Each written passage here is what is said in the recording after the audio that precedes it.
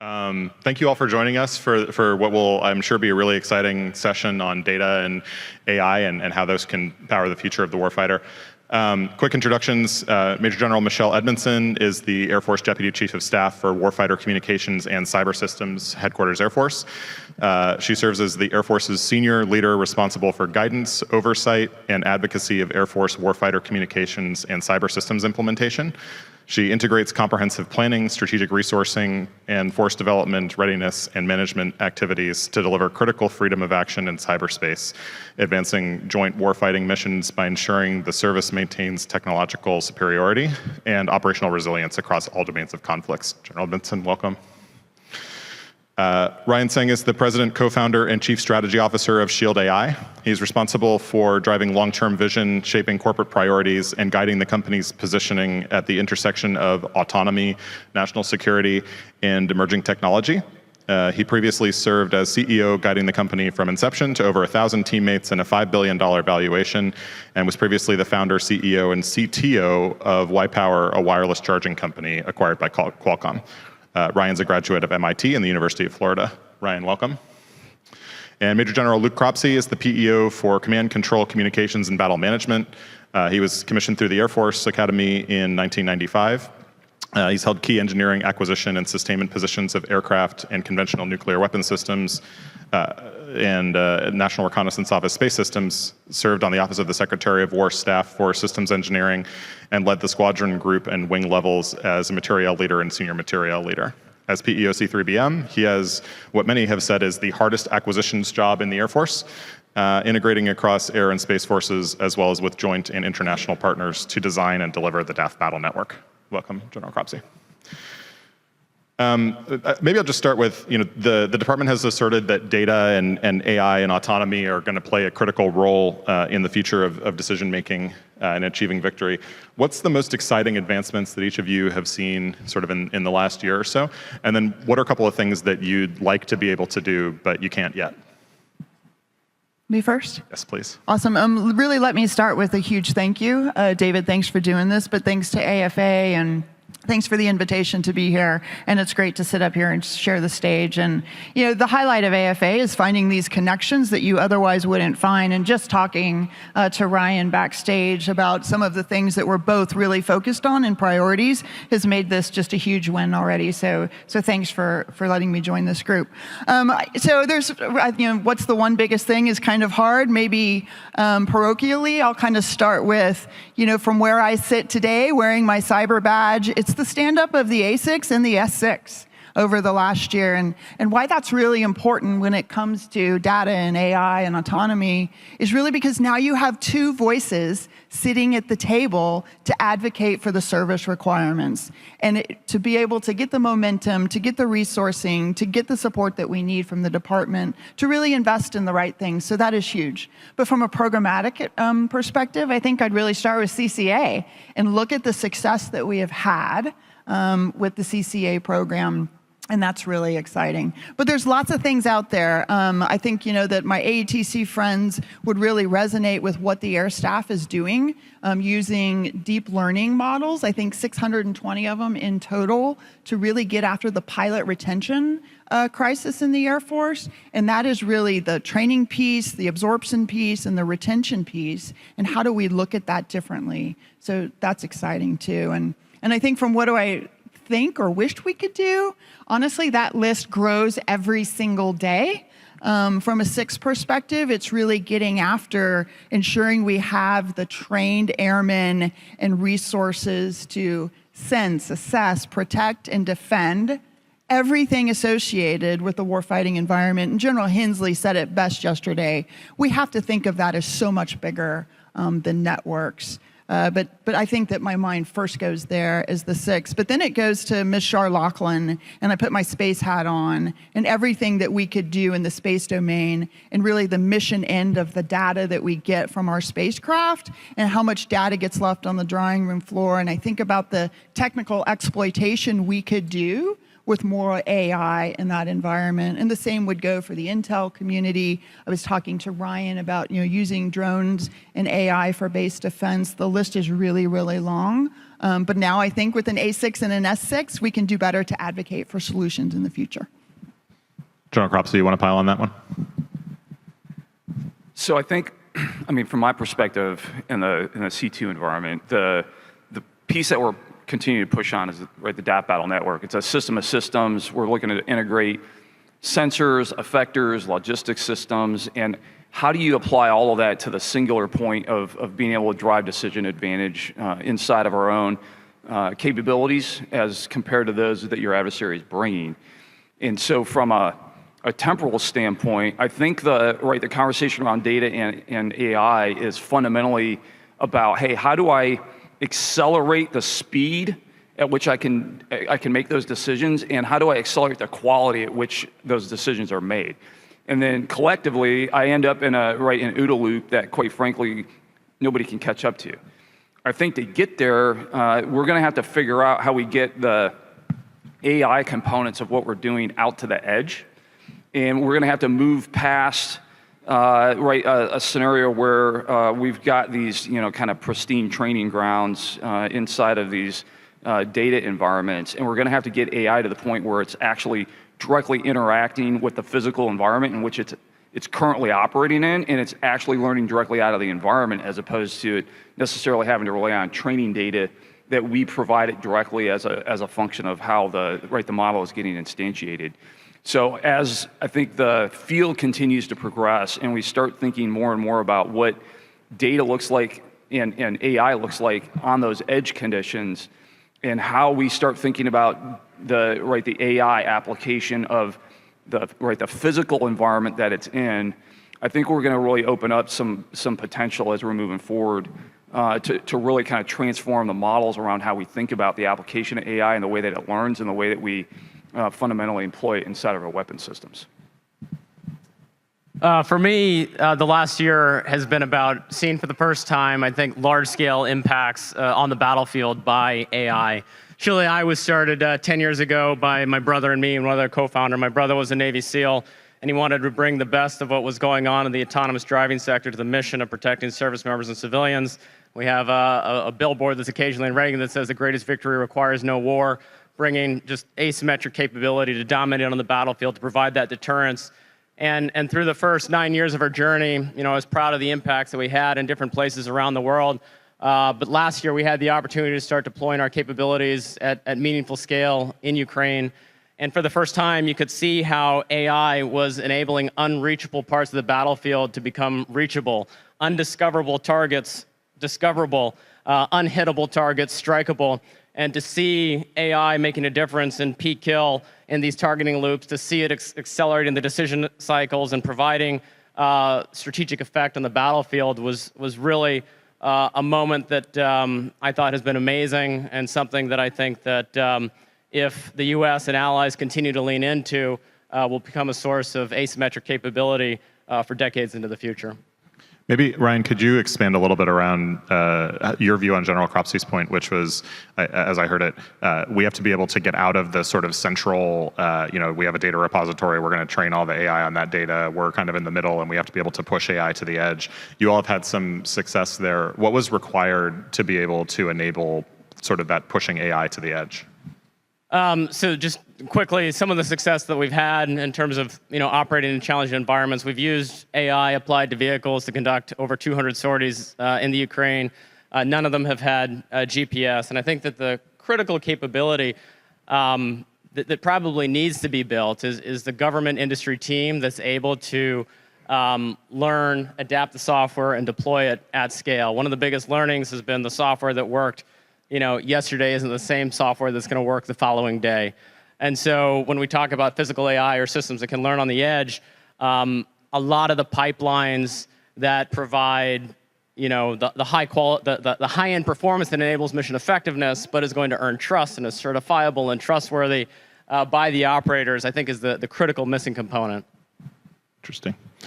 Large language models and agentic AI are all the rage these days. Do you all see a place for those in sort of the, I guess in the death battle network, for example, or in the places that are a little bit more command and control and autonomy related? Or are you mostly focused on, more traditional sort of autonomy use cases, neural networks, those kind of things? Okay, I'll bite. No, I think they're absolutely relevant, and I think as we continue to move forward to the point Ryan was making, there's I think a sweet point between the complexity of the space that you're operating in, the human mind's ability to correlate the inputs to the outputs, and the trust that we, I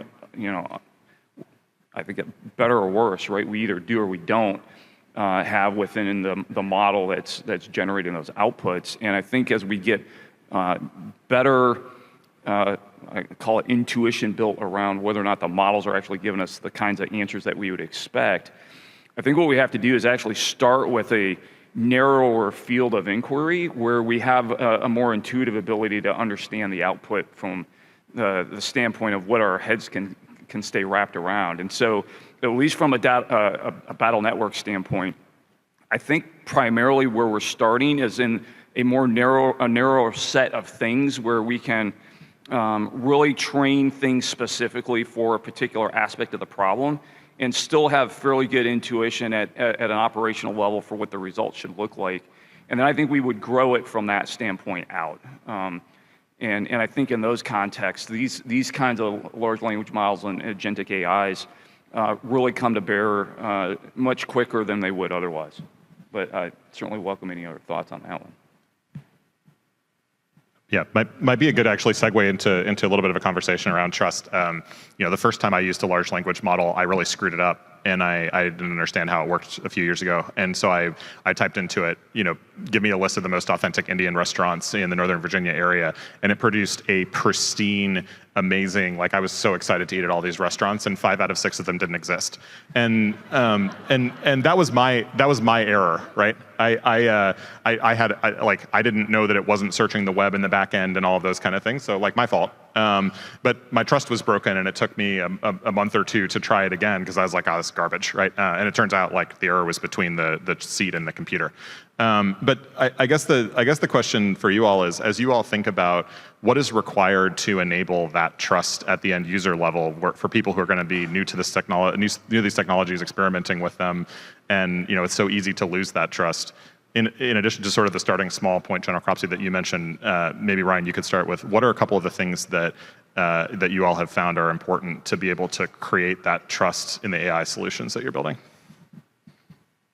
So I think that's, finding the intersection of performance and trust is the key to unlocking the capability of AI and autonomy on the battlefield. And so I guess number one, from a technical architecture perspective, it's super important to have the system segmented and compartmentalized the right way. So if you just take an aircraft as an example, make sure that your flight critical systems and things that don't necessarily need the creativity and very wide scope thinking of an LLM, segment those things off, make sure that they can be flight certified and everything else, and then try to keep the LLMs with very complex autonomy in another part of a system. So just I think there's technical architecture work that if implemented, helps keep the AI in a box, so to speak, that's going to bound what it could do, that's either bound the downsides of what can happen. I think the second component is making sure that people get exposure to the way that the AI thinks and behaves. So to your example about asking what Indian restaurants are in the area and then finding out that they don't exist, that was an example of testing an AI in a safe space, right? And finding ways to get, in our case, we do a lot of work, autonomy embedded in the simulators, embedded in the war games, so that people can see and develop intuition for when it's going to do well, when it's going to misbehave, and be able to call out, or basically just identify the TTP, so to speak, in terms of how this AI can be used effectively. So I think integrating it into the training programs, the TT development things, the war games, is going to be critical to developing trust in the system. And then I think very fundamentally, I think first principles matter so much. We both went to University of Florida, and the thing I took away from my engineering program at Florida was just an appreciation for first principles. Like the math and the physics, you can basically build up to anything when you have a strong grasp of those things. And as AI becomes more creative and more influential, it's the people that are able to see, when it's hallucinating or when it's making bad decisions. Like being able to be smarter than the AI because you're grounded in first principles, I just think is incredibly important for anybody that's working with the tool. And I think I would just add in from a force perspective, I agree with everything that Ryan said. We bring people into the Air Force, every single day that bring incredible experience in this space. We need to capitalize on that for one, but then we need to ensure that the force is kind of on a level playing field for really understanding the principles of explainable AI and what does that really mean.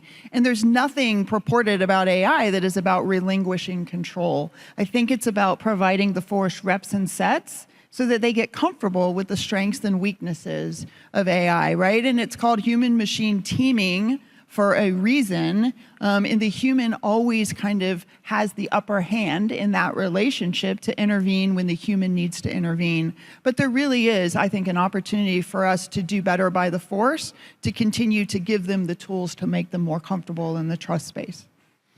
I wonder, John Robinson, if you could also talk a little bit about the funding picture and advocacy for AI and for data.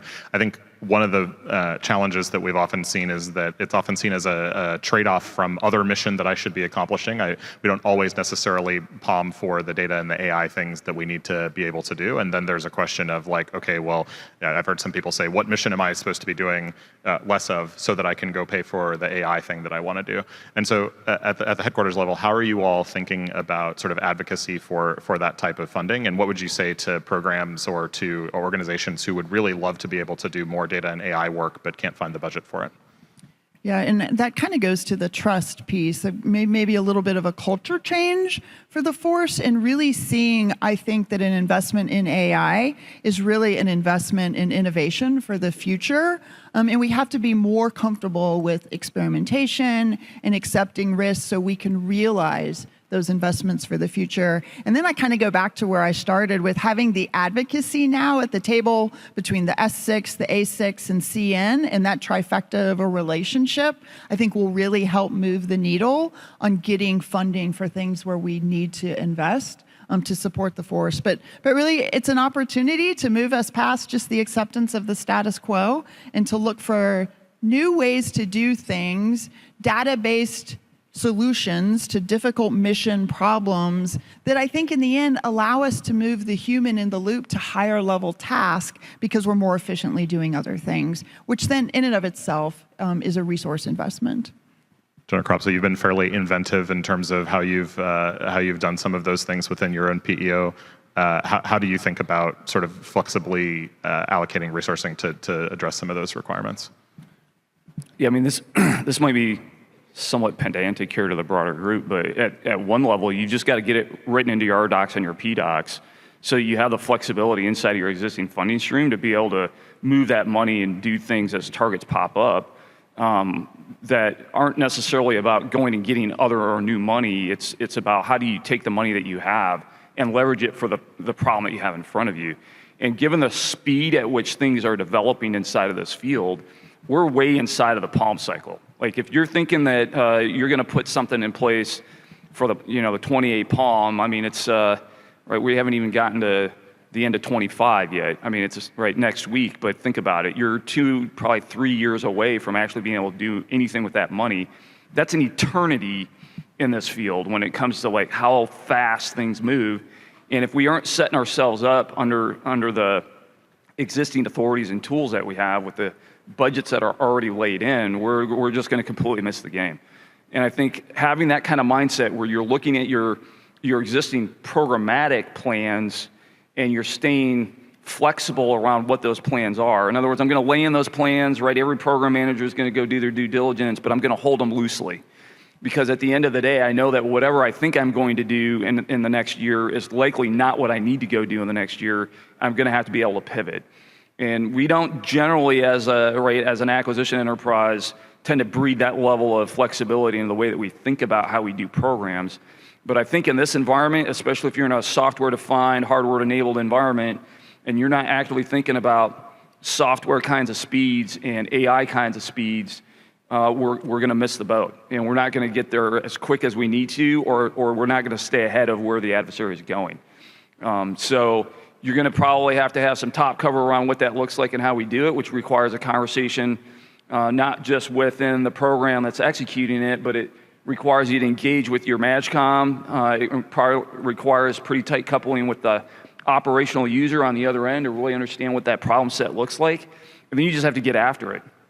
And I think in the process of generating that value on the back end, we'll start to shift that culture. But up front, you've got to be willing to take some risk early on and really get after some of those high opportunities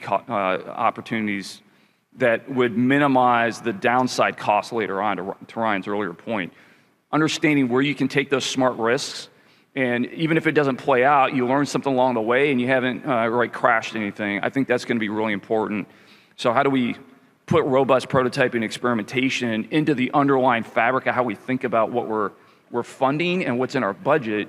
Because those are the environments that I think fundamentally, if we're enabling those on a continuing, ongoing annual basis, I may not know exactly what falls into that year over year, but I know I've got the money and the opportunity to do it. Ryan, I wonder, just from the industry perspective, what's your perception of how the funding landscape for these types of things is evolving? And when programs and organizations have done really well, how have they been sort of engaging you on that, or what are maybe there's some innovative things that they've done? I think the general nailed it. It's about flexibility, being able to adapt as you learn what's going on. I think the biggest friction points for industry is identifying innovations or working together with the end user to find a solution to the problem, and then just being unable to execute because the money is locked into tight grids. And so I think that anything that can be done to improve the flexibility and the agility of funding is absolutely game-changing. And of course, there have been initiatives across the Air Force, across OSD, across the Department of War to make funding more agile. But I think that's just an area where it will continue to pay dividends if program managers and the acquisition community continues to try to find ways to lean into agility, because the technology landscape changes so quickly, and the right solutions to the problems, not just the technology, but what is effective on the battlefield changes so quickly that the funding has to be as agile as the technology and the evolving operations on battlefields. For sure. You've talked a little bit about sort of getting in bed, or not in bed, but in with the users to try to develop these solutions and to test them. General Cropsey, I wondered if you'd talk a little bit about, you all have done a lot of experimentation, Shotgun and other things in terms of trying to get capabilities quickly tested and piloted. What have you seen sort of be successful in the government industry team on those types of testing scenarios? Yeah, I mean, a little bit to Ryan's earlier point, I think in some of these cases, you're just going back to good first principles, right? And in a lot of cases, it's like, how do I take a system that's kind of designed around, hey, I got to do requirements, and I throw it over to the acquisition team, and I throw it over to the resource team, and there's this 3-year process that has to happen in order for us to close that loop. And you just get back to good user-centered design where you're going straight to the endpoint, and you're saying, okay, I got some smart guys over here on the nerd herd side of this business that have the ability to really think deeply about where and how the tech can be applied. But there's really sticky information over on the operational side. I don't fly a jet, so I don't necessarily understand all of the things that are going on in a given mission set. You got that piece of it. How do I create a collaborative environment that lets me actually get out there and put it in a real scenario, a real environment, and muck around with it, technical term. And I think the space is so complex in both an operational sense and a technology sense that it's really hard for people to wrap their head in the abstract around the things that you're talking about. And until they actually see it in an environment that they understand and they know, it's problematic to design it on the virtual space side of this and know that you're going to land it if you're not putting it out there into that environment. So I think large-scale exercises have become increasingly important. We obviously upped the game on that front from an Air Force perspective, a department perspective. Finding the pieces of it that you can adequately segment into something that would allow you to do a significant component or capability without necessarily have to test the whole end-to-end thing all at once, I think is also important. And that requires a little bit of thinking up front in coordination with your user to figure out, okay, what matters to you, and then what can I actually viably test in that environment.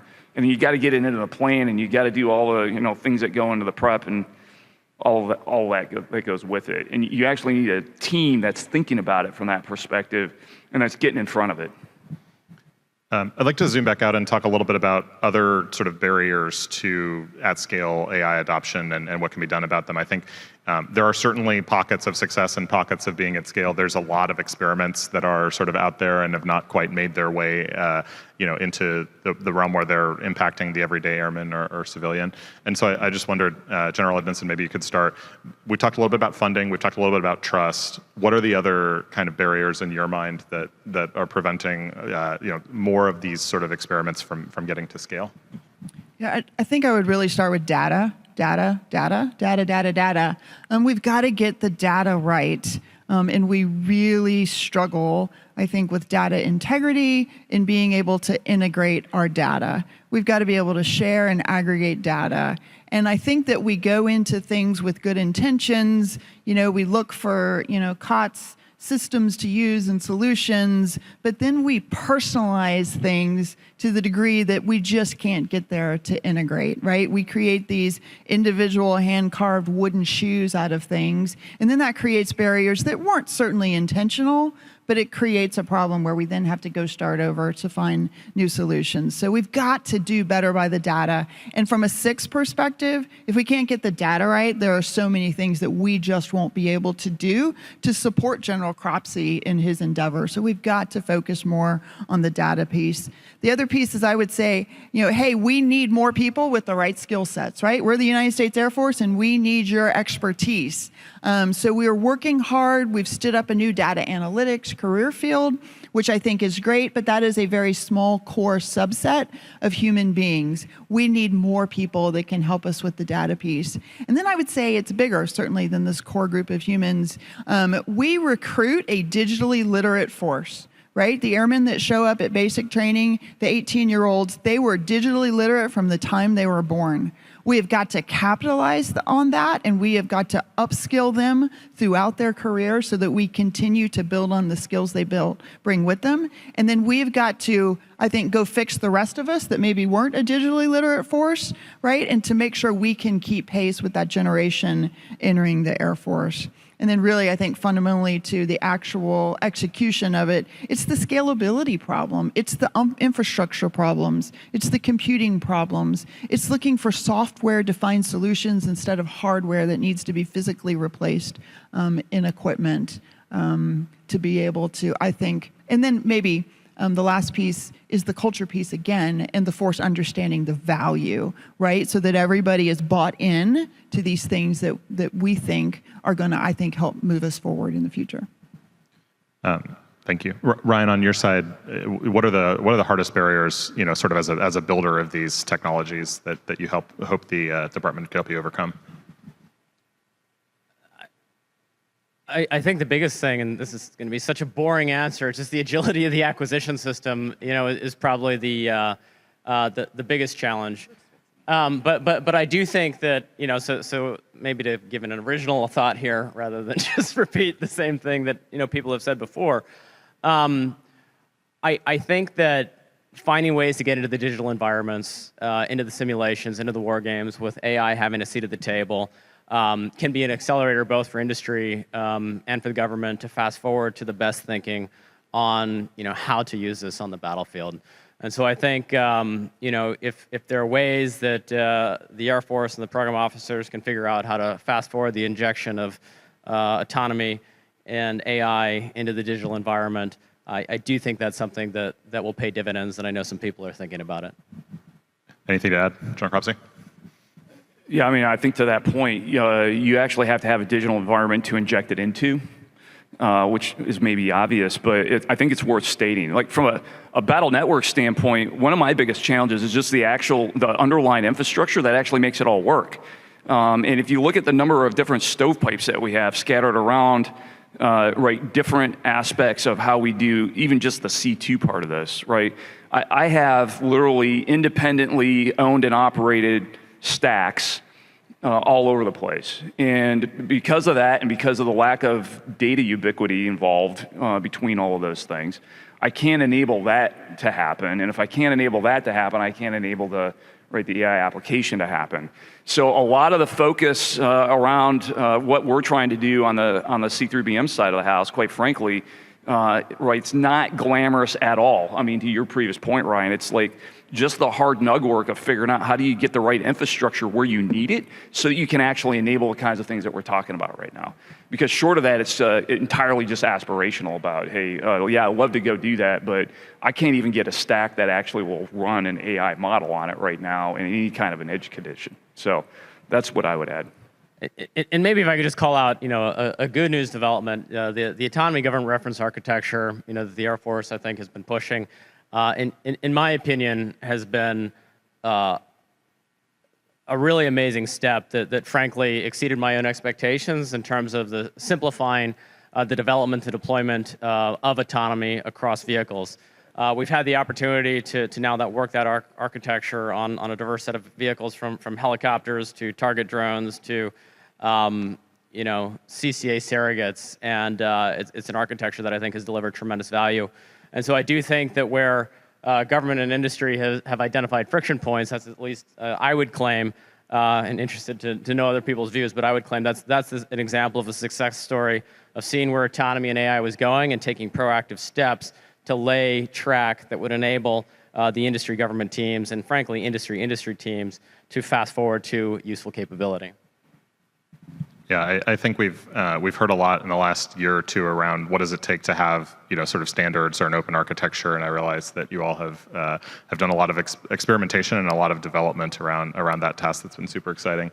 Maybe just one looking towards the future question is, assuming that you've gotten all the experiments right, you've built the infrastructure, all of those kind of things, would love to hear you all talk a little bit about your level of aspiration for that level of autonomy. And I don't want to get in a doctrinal discussion or any of that kind of thing, but would love to know what are the types of things where you see in the future actually we think this should be sort of fully autonomous. What are the ones where you think, well, maybe we actually would like to have a little bit more sort of control or human in the loop? Maybe General Cropsey, we can start with you on that one. Yeah, actually, in some ways, that's a really hard problem or question to even answer in some instances, because so much of what we currently today think is off limits versus what's in play is a function of where we sit in the time and the place where we're at. Like the best example I could think of as I was contemplating the question here. So if you go to the shooting range, right, your M16 has single shot and full automatic on it, right? And so you have a selector switch based on where and how you happen to find yourself in the battle space, and whether or not you're, trying to meter out your individual ammo and you're like targeting individual things, or whether or not you're being overrun and it's like you put everything you got on it. And right, and that's an interesting comparison compared to like the 50 cal machine gunner that's sitting right next to you, which is at a whole nother level. So in a sense, what we're doing is we're asking the folks that are implementing the AI to be able to implement it through that entire continuum from, hey, I want to really kind of have oversight or input into everything that happens before it happens, to what I'll call full automatic on the 50 cal. And trying to sort your way through where and how from a decision advantage standpoint, you're going to put in those stops or those markers, and where you have to put a dial, in a sense, right, into the tech to be able to do that. That's a challenge from where I'm sitting. And I think back to the trust conversation that we had early on, I think we're gonna have to work our way into that. But I think when the balloon goes off, there's a very real conversation around, how much does that policy influence the way that you implement the tech at any given point in time. And so I think we have to be very thoughtful about those kinds of questions around how we put the technology into play so that we're capable of being able to address that full range of options. General Edmondson, as you think about most of these things are going to be developed in the programs and applied and refined sort of at the edge. How do you think about setting policy for autonomy and for AI in that context where so much of that sort of end level innovation is going to be happening sort of very far at the edge? Yeah, I think I kind of, as I've been in the seat here for a couple of months, I've realized that maybe in this world of compliance versus warfighting, we tend to tune our systems focused more on compliance versus warfighting. And I think we have to shift that paradigm to tune our systems for warfighting versus compliance and have the discussion of where there is tension between the two and where there's associated risk to force, risk to mission, and what do the commanders in the field need to be able to do their job. And so from a policy perspective, I think that we need to kind of shift how we're having that conversation. And then thinking about it holistically, I kind of go to, follow the doctrine in mission command and what our expectations are for mission command in the first or second island chain in an austere environment, in a DDoL environment, and what are the requirements for decentralization going to be for those teams to succeed in that environment? And then what do we have to give them from a policy guidance framework to be able to use data, automation, and AI in that environment to make decisions at echelon, which is a lot different than senior leader decisions that are sitting back away from that tactical edge. Ryan, you've talked a lot about autonomous kill webs, and I know that that's one of the things you all are sort of getting after. What else needs to be done sort of in practice for you guys to be able to achieve that vision? If you had asked me a couple of years ago, I would have said, going from conceptualization to, in-flight capability either on weapons or aircraft. I think a lot of those development pipelines and infrastructure have now been established, and it's actually possible to pretty rapidly go from, I want to do this mission or this thing, and then produce that capability that can go do that thing in an exercise or something else.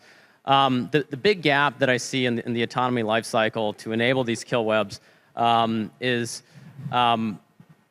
the factory that produces the TTPs. Like, how do you inject autonomy in this into the warfare center so we figure out how to actually use this most effectively? Is that thing that we conceptualize at the front end as being useful actually useful? Does it survive contact, with some of the brightest minds in warfighting? So I think enabling those warfare centers to pressure test the TTPs, provide those feedback loops, because the good news is the development cycle time has gotten a lot faster. And then the second component is, like, how do you train that at scale? And then how do you deploy it with force while continuing to connect those loops back?